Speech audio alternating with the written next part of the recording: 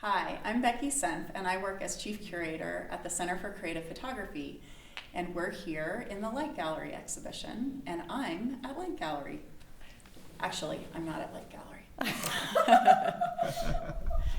But what we did as part of the introduction to the exhibition is include an installation view from Light Gallery, because one of the elements of it was this really dramatic curved wall that characterized the space when it was at 724 Fifth Avenue in New York City. So today I'm going to give you just a brief introduction to our exhibition.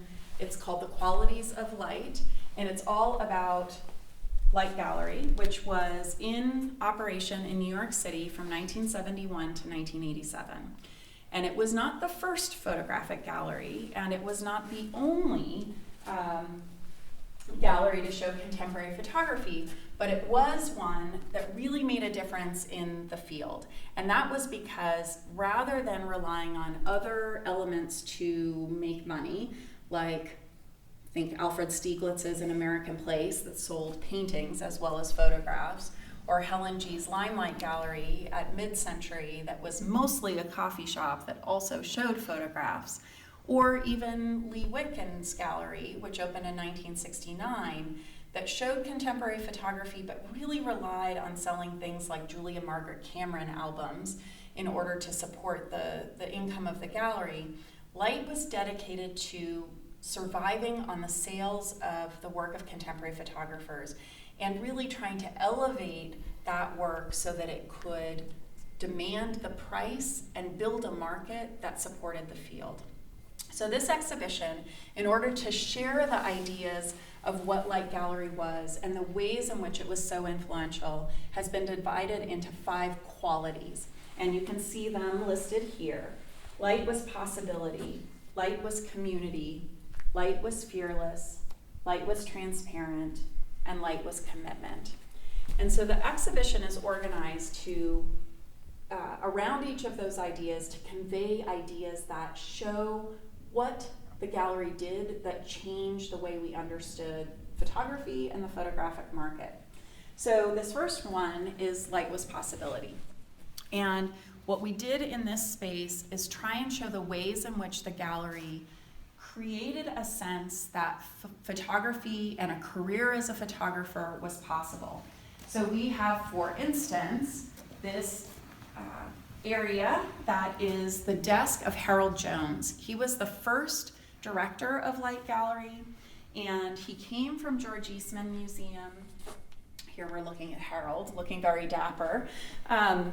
He came from George Eastman Museum and was the first director of Light and really put in place many of the ideals and values that made Light what it was.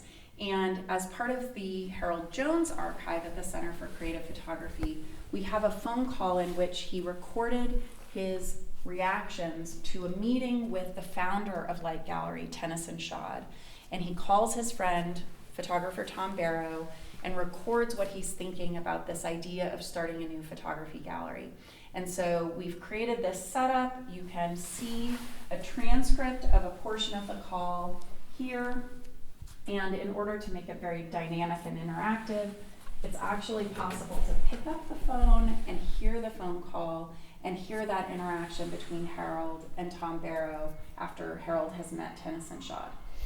And the audio of that is on the center's interactive. It's called CCP Interactive. You can download it from an app store or get it on the center's website and actually hear that phone call yourself. We also included, in order to convey this idea of possibility, an invoice for the first photograph that was ever sold for $10,000. It was a Paul Strand platinum print of his wife Rebecca, and this is one of the ways in which Light Gallery was making a career as a photographer possible by creating a market, finding clientele, and raising the prices for what photographers could charge.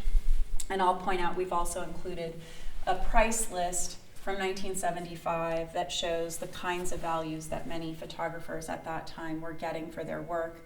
And I imagine it will look to you very low prices at that moment. All right, the next section is called Light Was Community. And one of the things that became very clear to us as we studied and spoke to people about Light Gallery was how important the community was. The very first opening that Light had in November of 1971, they had a huge group of people turn out. And this was before there were collectors. So who were all of those people who came to that first opening? They were the photographers themselves. They were looking for a place where they could come together, where they could be with one another, where they could talk about their ideas around photography, and agree that there was going to be a day where photography was appreciated for the art form that it was. And so we created this map that shows many of the artists who showed their work at Light, people who worked at Light, and the schools where they trained, so that you can see the relationships between the teachers and the students and which programs were most influential. So of course you see University of New Mexico, which was very important, or Institute of Design, where both Aaron Siskind and Harry Callahan taught, and they taught at Rhode Island School of Design. So it gives you a sense of what that network was and how it came together. We also included some wonderful snapshots that were made at the gallery. These too give you a sense of that community.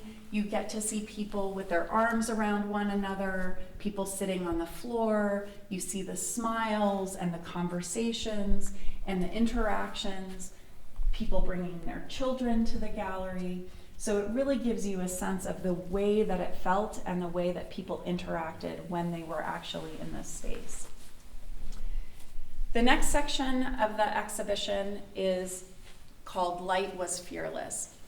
And one of the aspects of that is that it was a space where innovation was taken very seriously, where people really embraced risk-taking and trying new things. And so we've illustrated this section with two elements. One is to recreate an exhibition that was done in 1979 that was created by Larry Miller, one of the people who worked at Light Gallery. He had the idea to invite interior designers to create little spaces within the gallery to illustrate the ways in which photographs could be incorporated into home decor or office settings. And it seems crazy that as recently as 1979, people wouldn't have realized that you could hang a photograph in your office or in your home. But this was a way that Light Gallery was helping to encourage people to think about the ways that photographs could be used in their lives. So for this exhibition, we invited two Tucson interior designers, Scott Baker and Marianne Hesseldens, and they created this space within the gallery. They worked with us to select the photographs that illustrate this space, and then they chose the furniture and arranged it to suggest the way that they would encourage people to use photographs within their own design and their own spaces. The second element of Light being fearless is the way in which it embraced presenting the work of artists who didn't have a reputation yet, or for whom there wasn't an established market or audience. And so we've illustrated that by showing the work of Rick Wester Fine Art, a New York City gallery. Rick Wester was trained at Light Gallery and continues to work as a gallerist in New York City. And we are showing a number of the artists from his gallery, where Rick Wester Fine Art was the first place to show this work in New York City. So he's introducing brand new artists into the market, not because they're great ways to earn money, but because there's a belief that this art is valuable, people need to see this work, and that bringing these artists into visibility is an important part of what a gallery does. The next section is called Light Was Transparent. We're going to walk into the next gallery. So Harold brought an ethic of education to Light Gallery, and one that continued to be very important.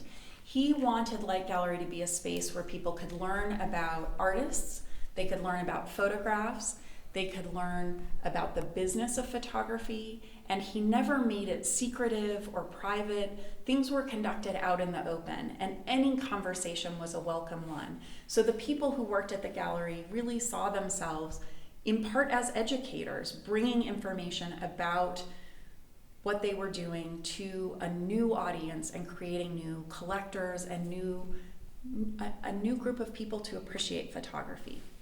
So part of what Light did in that process is to keep its inventory in flat file drawers. That allowed them, when somebody came to the gallery and wanted to know more, to pull out an artwork and show them in person what a photograph looked like, or to show more work by a particular artist. So to get at this same idea, the center did an open call with contemporary photographers and invited them to submit their work for consideration. We had a jury that included people who'd worked at Light Gallery, CCP curators, and Tucson community photography members. And we went through all of the submissions and found 124 fabulous artists to include in our flat file drawers.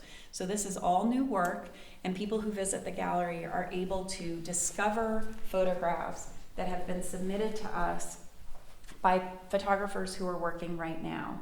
And they can have their own process of discovery and exploration by looking at the photographs that have been shared with the Center for Creative Photography through this particular open call. And you can see there's a really wide range of photographs that people submitted for inclusion, which provides a really wonderful opportunity to see all kinds of different approaches to the medium in this contemporary moment. The final section of the exhibition is called Light Was Commitment. And this idea has to do with the way in which the gallerists who were trained at Light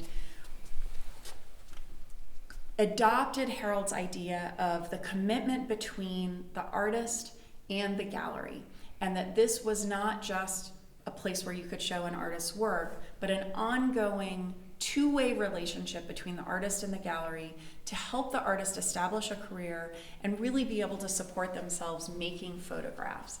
So we've invited two of the gallerists who worked at Light, Peter McGill and Larry Miller, to lend work to this exhibition that shows artists that they feel they've had a long-term commitment with. So I want to show you the work of Ray Metzger. There are 6 photographs loaned to us by Larry Miller, starting here. And this is the work of Ray Metzger, a photographer that Larry showed at Light. And then when he went out on his own to create Lawrence Miller Gallery, represented the work of Ray Metzger through the rest of Ray's life. So it literally was a lifelong commitment between Larry and Ray. And this is the kind of ethic that was created at Light Gallery and that was so important to the people who were trained there and went on to have their own galleries. This work behind me is the work of Joanne Verberg. It's loaned to us from Pace McGill Gallery. Peter McGill actually began at Light Gallery as an intern and later went on to have his own gallery. He met Joanne Verberg in undergraduate school and showed her work at Light Gallery and then went on to represent her at Pace McGill Gallery. And again, this has been a lifelong relationship between Peter McGill and Joanne Verberg and demonstrates the kind of ongoing commitment that people who worked at Light learned from Harold and brought into their own careers and continue to impact the way that the gallery world has worked right into the present day. So that's an overview of the Light Gallery exhibition. I hope you've enjoyed it. I do want to mention that there is a CCP interactive app that can be downloaded from the App Store or can be found on the center's website that has lots of additional material about the exhibition, including being able to hear the voices of many people who visited Light Gallery or worked at Light Gallery, and you can hear from them in the first person what their experience was like. Thank you.